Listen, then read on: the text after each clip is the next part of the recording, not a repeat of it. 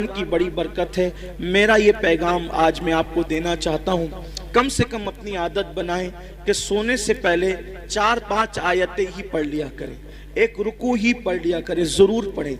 आप देखें कुरान शरीफ में एक सूरत है, कुरान शरीफ में एक सूरत है, अगर सोने से पहले उस सूरत को आप पढ़ लें, रोजाना पढ़ने की आदत डालें, तो ये सूरत की तासीर ये है कि आप जो सोचोगे वो होगा, जो सोचोगे वो होगा।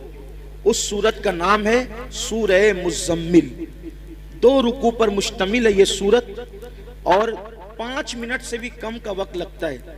5-6 दिन अगर आप उसको रेगुलर पढ़ेंगे ना सूरह मुज़म्मिल को, तो आपको ये ज़बानी याद हो जाएगी और आप सूरह मुज़म्मिल पढ़ने के आदी बने। जादू से बचेंगे, सहर से बचेंगे, बलाओं से बचेंगे, ये है। फिर भुखमरी से बचना है, फाका कशी और गुर्बत से, यानी मालदार बनना है। सोते टाइम सूरह वाक़िया की तिलावत कर। सूरह वाक़िया मालदार बनाने वाली सूरत है। एक मर्तबा हजरत सैयदना अब्दुल्ला इब्ने मसऊद रदी अल्लाह ताला, आपके विसाल का वक्त करीब था। हजरत सैयदना उस्मान गनी आपके घर गए और जाने के बाद कहने लगे, भाई अब्दुल्ला, आपकी बड़ी दीनी खिदमत है, अब ऐसा लगता है कि तुम दुनिया में ज्यादा दिन तक नहीं रहोगे और तुम्हारी बेटियां हैं, और आप मुझे वसीयत कर दे कि मैं आपकी बेटियों के लिए क्या खिदमत कर सकता हूँ। हज़रत अब्दुल्ला इब्ने मसूद उठकर बैठ गए, कहने लगे, उस्मान मेरे भाई, याद रखो मेरी बेटियां कभी भूखी नहीं रहेगी, मेरी बेटियां कभी फाके से नहीं रहेगी, मेरी बेटियों को कभी माल की तंगी नहीं होगी, आप पैसों की बात ना करें। हजरत उस्मान गनी ने कहा, क्यों अब्दुल्ला, हम तो ये समझ रहे थे कि तुम्हारे पास माल नहीं है, इतने यकीन से जो बात कह रहे हो ऐसा लगता है कि शायद तुमने बेटियों के लिए बहुत माल इकट्ठा कर रखा है। अब्दुल्ला बिन मसूद कहते हैं, नहीं, बेटियों के लिए माल इकट्ठा नहीं किया है, मुझे अपने नबी के फरमान पे भरोसा है। अल्लाह के रसूल अलैहिस्सलाम ने फरमाया कि जो सोने से पहले सूरह वाक़िया की तिलावत कर लेगा उसके घर में कभी फाका कशी नहीं हो सकती। मैंने मेरी बेटियों को सूरह वाक़िया की तिलावत करने का आदी बना दिया है, जब तक वो सूरह वाक़िया पढ़ती रहेगी इंशाअल्लाह कभी उनको फाका कशी की नौबत नहीं आएगी। ये सहाबा का यकीन था। बहुत सारी बच्चियों को रिश्ते नहीं आते, सूरह यासीन पढ़े, असर के बाद पढ़े, उनको अच्छे रिश्ते आएंगे। कुरान में सब है लेकिन कुरान पढ़ना नहीं चाहते, तावीज लेना चाहते हैं, तावीज लेना चाहते हैं, वजीफे पढ़ना चाहते हैं। कुरान से बढ़कर कौन सा वजीफा है वो बताएं ना आप, कुरान से बढ़कर कौन सा वजीफा है। देखो हुजूर गरीब नवाज रदी अल्लाह ताला जयपाल जोगी के सारे जादू का जवाब सिर्फ एक आयत से दिया है गरीब नवाज ने, उसको आयतुल कुर्सी कहते हैं। आयतुल कुर्सी से जयपाल जोगी हार गया, गरीब नवाज के मुकाबले में नहीं आ सका। वो सूरह फलक सूरह नास पढ़ के दम कीजिए, नजर बद खत्म होगी। बच्चे जो शाम के वक्त रात रात भर रोते हैं, फलक और नास पढ़कर दम करो, बच्चे रोना बंद कर देंगे, नहीं रोएंगे बच्चे। नजर लगती है, 3 मरतबा लिलाफ कुरैश पढ़ो, नजर फौरन खत्म होगी। अब आप कहेंगे हम तो करते हैं ना लेकिन असर नहीं होता। यही बात खास है, ये बात खास है। एक मुझे बहुत खूबसूरत बात यहाँ याद आई। हमारे मुर्शिद आबरूए सिलसिले चिश्तिया शहबाज औलिया हजरत सैयदी बाबा फरीदुद्दीन गंज शकर रदी अल्लाह ताला, ये सिलसिला चिश्तिया की आबरू है। बाबा फरीद बड़े प्यारे बुजुर्ग हैं, बाबा फरीदुद्दीन। गरीब नवाज ने कहा था, कुतुबुद्दीन ऐसे शहबाज का तूने शिकार किया है कि इसके जरिए से क़यामत तक तेरा नाम जिंदा रहेगा। बाबा फरीद के पास एक औरत आई और आकर कहती, सरकार मेरी बेटी की शादी है, पैसों का इंतजाम नहीं, सरकार इंतजाम कर दे। अब वो अल्लाह वाले लोग, और बाबा फरीद जैसा अल्लाह वाला, बाबा फरीद जब पाकपटन में रहने गए थे शुरू में, तो एक दरख्त के नीचे कयाम था और जो कपड़ों की पोटलियां और जो सामान की गठरियां थी ना, वो रखने को जगह नहीं थी।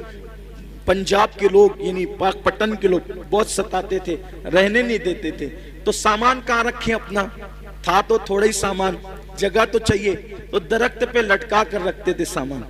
अब जिसका खुद का छत ना हो उसके पास आइए क्या कहने, मेरी बेटी की शादी नहीं, शादी है, पैसे का इंतजाम नहीं। अब बाबा फरीद, और बाबा फरीद, फरीद मतलब फरीद, ये उनका नाम नहीं फरीद, उनका नाम है मसूद। और उनका लक़ब है फरीद। फरीद का मतलब होता है यक्ता, यक्ता, बेहमता, कोई हमसर नहीं, कोई सानी नहीं। उनके दौर में वो थे फरीदुद्दीन। बुढ़िया आई, आने के बाद कहा पैसों का इंतजाम नहीं। सरकार बाबा फरीद ने कहा एक काम कर माई, वो सामने जो ढेला पड़ा है ना मिट्टी का, वो ढेला मेरे पास ला। वो ढेला लाई, फरमाया पकड़ इसको। उसने ढेला पकड़ा। बाबा फरीद ने सूरह फातिहा पढ़ी 3 बार। कितनी बार? कौन सी सूरत? सूरह फातिहा का मतलब जोर से बोलिए, अल्हम्दुलिल्लाही। सबको याद है ना? सूरह फातिहा 3 बार पढ़ी, दम किया, फरमाया इसको ढांक ले और घर जाके खोलना। ढांक लिया, घर जाकर खोला तो वो सोना बन गई। मिट्टी क्या बन गई? सोना बन। अब वो शादी भूल गई। इंसान तो लालची होता है। बाबा साहब ने कितना आसान तरीका बताया मिट्टी को सोना बनाने का। उसने शादी भूल गई, बोला यार एक ढेले पे अगर पढ़ा नहीं है सूरह फातिहा तो फिर एक ढेले पे क्या पढ़ना। वो ढेले ही जमा करती रही मिट्टी के, पूरा घर भर दिया ढेले से। और जब रात हुई तो फातिहा पे फातिहा, फातिहा पे फातिहा, फातिहा पे फातिहा पढ़ती रही, फूकती रही, पढ़ती। रात से सुबह हो गई, वो मिट्टी के मिट्टी रही। उसने कहा बाबा साहब ने तो मेरे सामने यही पढ़ा था, इसके सिवा कुछ नहीं पढ़ा था, अब सोना बना दिया। और मैं रात भर पढ़ी, गुस्से में सुबह आई, कहा सरकार क्या बात है ये? फरमाया माई क्या हुआ, तेरा मसला तो हल हो गया, नाराज क्यों है? कहा कि आपने सूरह फातिहा पढ़ा तो मिट्टी सोना बन गई।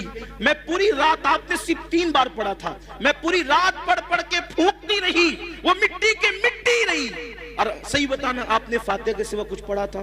कहा नहीं फातिहा ही पढ़ा था, कुछ नहीं पढ़ा था। तो कहा कि आप पढ़ते तो सोना, हम पढ़ते तो मिट्टी। बाबा साहब ने मुस्कुरा के कहा ओ माई, फरीद जैसी जबान तो ला,